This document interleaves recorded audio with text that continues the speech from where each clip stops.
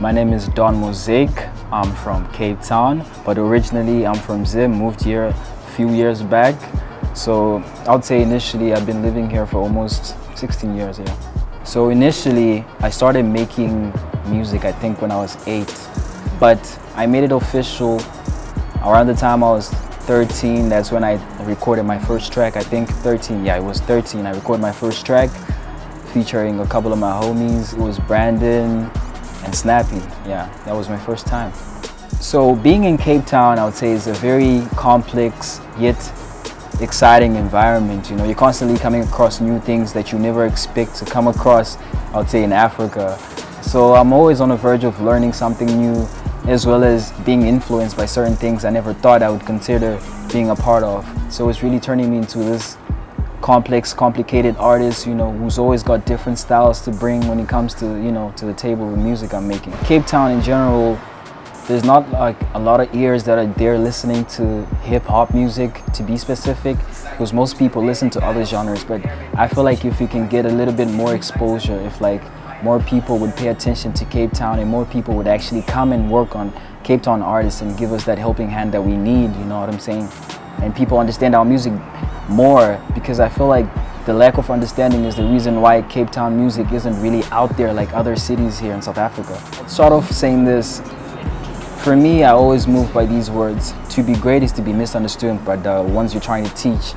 And I feel like if I can get to a point where even my own family can listen to my music and they actually sit down and say, yo, this is slapping, you know, not just because of the flow, the bars or whatever, but actually in general, they just appreciate me as a good artist. I feel like that would be a big step for me, as well as to get more recognition, you know, on social media platforms, because what's the point of making music if it's not really going out there? Starting off with this moment, just being here and being recorded and asked questions about myself, I feel like it's a big step.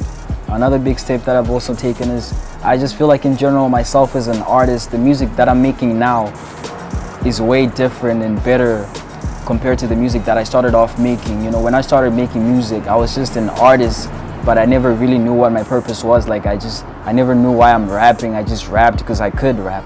But now I know why I'm doing it. So what I want to be remembered for or about would probably to be the artist that inspired artists to do different things and still be able to create lane for other artists, not just to be the artist that's going to be up there whilst other artists are down there starving. You know, what's the point of being great if you have no one surrounding you? You know, you need love at the end of the day.